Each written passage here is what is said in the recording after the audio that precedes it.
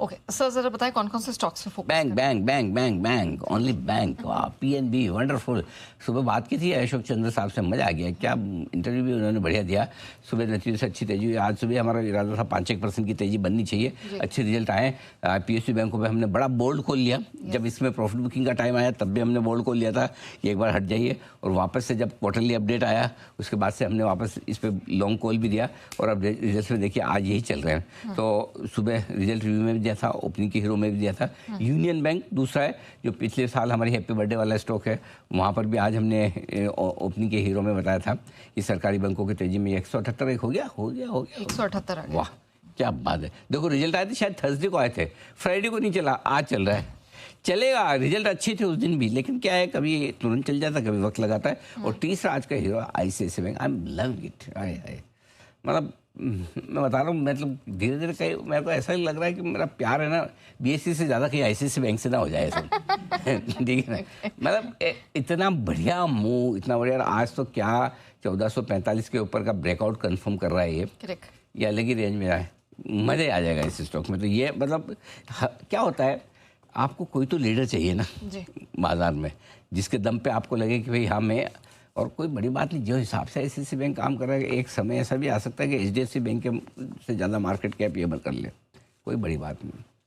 बिल्कुल, और ये चीज़ मैं पहले भी बोल चुका हूँ, आज फिर बोल रहा हूँ। ये जिस दिन हमने इस बार दी थी बर्थडे पे तब भी बोला, आज फिर बोल रहा हूँ, बहुत बढ़िया रिजल्ट है, बहुत मतलब बेस्ट इन क्लास, मतलब इंडस्ट्री के बेस्ट रिजल्ट दिए, और आज बढ़िया ब्रेकआउट भी आ रहा है इसमें। बिल्कुल, और नतीजों से पहले भी हमने इसे सबसे पहले आइडेंटिफाई किया था जब कोई इसकी तरफ देख तक नहीं रहा था, तब हमने इसकी स्ट्रेंथ को और आगे के आउटलुक को भांप लिया था।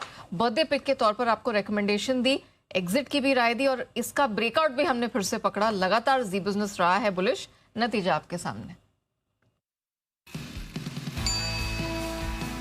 3 जून को मैंने आपको कॉन्ट्रा कॉल लेके बताया भी था कि जब तक 1320 के नीचे बंद ना हो आईसीआईसीआई बैंक, तब तक मंदी का ना सोचे कि ये रिकवरी देगा। 3 दिन में 4.25% की बढ़िया रिकवरी है। ये 1275 के ऊपर रॉकेट बनेगा ये स्पेसएक्स वाला। अगला टारगेट नोट कर लो 1320-1350। अगर 50 डीएमए के ऊपर 1275 के ऊपर आज बंद हो जाए, एक आध दिन टिक जाए, तो ये लीड यही करेगा बैंक निफ्टी को। आईसीआईसीआई बैंक के लिए बहुत ही बड़ा मेक और ब्रेक वाला मामला कि इसको 200 डीएमए के ऊपर निकल के टिकना जरूरी है, नहीं तो फिर इसके तो अब हम फ्रेश खरीदारी आईसीआईसीआई बैंक में 1350 के ऊपर बंद होने पर, इंट्राडे में जा रहा है, बंद नहीं हो रहा, 1350 के ऊपर बंद होगा तब भी फ्रेश खरीदारी ऊपर में करेंगे। बार बार आईसीआईसीआई बैंक के लिए 1430 से 1445 की रेंज से रुकावट की, 9 महीनों में 4 बार इस रेंज पे पहुंचा। इनफैक्ट 5वीं बार भी अभी जाके आया था। बार बार वहां पहुंचता है और वहां से टूट जाता है। आज अगर 1455 के ऊपर बंद हो तो ब्रेकआउट तगड़ा कंफर्म होगा, तब आईसीआईसीआई बैंक पूरे निफ्टी की लीडरशिप में आएगा।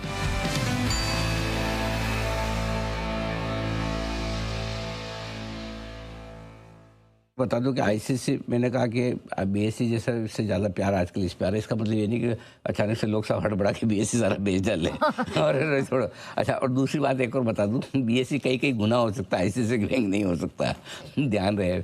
बीएससी एकदम सही लेवल पर बहुत पहले पकड़ में आया था, प्लस वो अलग छोटे मार्केट कैप का स्टॉक हुआ करता था उसमें। आईसीआईसीआई बैंक ऑलरेडी यार मतलब इतना बड़ा मार्केट कैप वाले, इनको डबल होने में ये हाथी हैं, इनको चलने में भी समय लगता है। तो इसलिए नहीं, दोनों का कंपैरिजन नहीं है। मैंने बोल दिया था कि ऐसा ना मेरी भावनाओं पे जाइए, शब्दों पे मत जाइएगा। और अगर आपके पास काफ़ी लोग, अच्छा भाई मेरे को अभी वीकेंड पे मैं ट्रैवल कर रहा था, पूछ रहे थे बीएससी क्या करें, बीएससी क्या करें। उनका बोला तो है एनएससी का आईपीओ का। अब क्या होता है, एनएससी के आईपीओ की अनाउंसमेंट हो गई तो लगता है लोगों को बेच के निकल जाना चाहिए। अरे भाई आने दो। सी अब पहली चीज़ तो एनएससी का आईपीओ क्या प्राइस पे आएगा किसी को पता नहीं, ठीक है।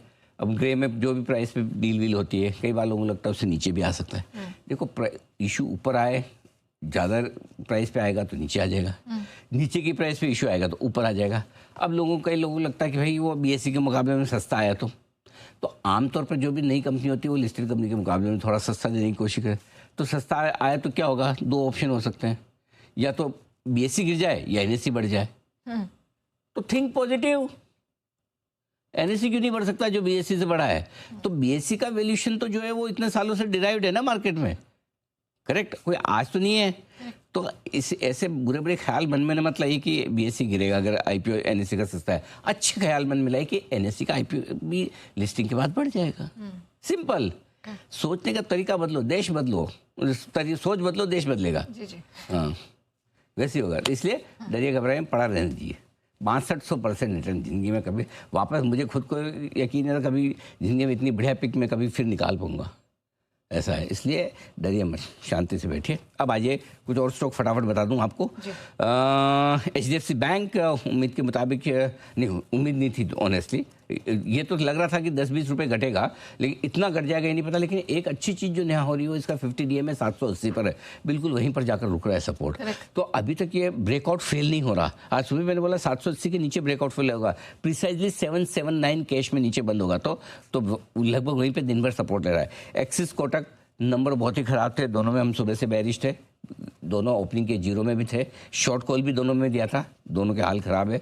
ओबेरॉय रियल्टी कमजोर नतीजे से शेयर में गिरावट आई थी, सुबह रिजल्ट रिव्यू में बताया था। और साथ ही ये भी कहा था, ये रिजल्ट के बाद याद आया शब्द क्या था बताओ, जिसको आपने, मैंने हिंदी में बोला, आपने अंग्रेजी में ट्रांसलेट किया था, जंगली, वाइल्ड। हाँ, ये जंगली शेयर है, ये घूम जाते हैं, देख लो, है जंगली, बिल्कुल सारे टारगेट हासिल करने के बाद घूमा है। और इसलिए मैंने कहा बहुत इसको सावधानी से ट्रेड करना है। अब 2 कैश के स्टॉक है जो बता दूं, एक तो है तत्व चिंतन, वाओ क्या परफॉर्मेंस आई है। फार्मा केमिकल दोनों का जो मिश्रण है ना, ओ माय गॉड, इसने तो बड़ा चिंतन करके इसमें शेयर खरीदा है।